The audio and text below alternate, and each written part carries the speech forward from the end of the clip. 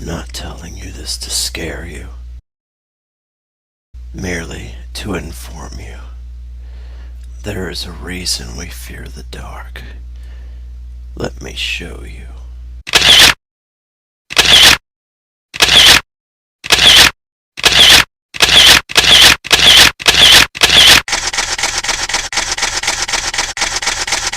The Old Hag is a spirit from Newfoundland, Canada's folklore who attacks people lying in bed. It is a spectral entity that approaches a sleeping person and presses down on them to smother or strangle them while they lay there helpless. It's been described as a ghost, specter, or evil spirit that has the spiritual prowess to have weight. There are reports of similar entities all over the world, all under different names but with the same basic story.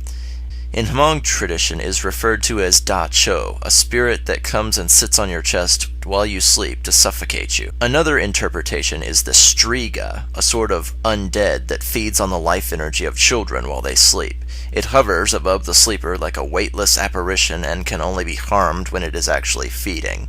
The literal interpretation of the Old Hag is sleep paralysis, that is, being unable to move after waking up and feeling like someone is sitting on your chest. However, this does not account for the odd sounds, smells, feelings of dread, and other things associated with the Old Hag itself. The theory goes that a sleeper will awaken, sensing a malignant presence, and then be pressed down upon by a crushing force of weight and be unable to move. Eventually, this can lead to suffocation and death. Older interpretations of the Old Hag and Old Hag syndrome date back to ancient times and have roots among vampires, restless ghosts, night terror demons, and witches. Hags are often described as witches or practitioners of magic who travel outside their bodies to assault others in spirit form. Thusly, the term hag-ridden means to be assaulted by a hag or witch. Interesting to note is that most victims are sleeping flat on their backs when they are attacked and may wake at the sound of footsteps where there should be none. The 2nd century Roman physician Galen attributed Old Hag syndrome and like events to simple indigestion. Ernest Jones, a psychoanalyst of the Freudian school, equates hag attacks with nightmares in his studies.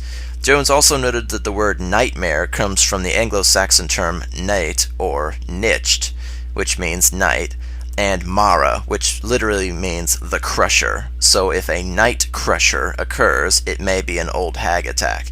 Up until the mid-1700s, the term nightmare was only used for these type of nighttime attacks and did not refer to bad dreams. Early stories of vampires often held similar details. Even Bram Stoker's novel Dracula had a similar chain of events when Dracula visits Mina in the dead of night.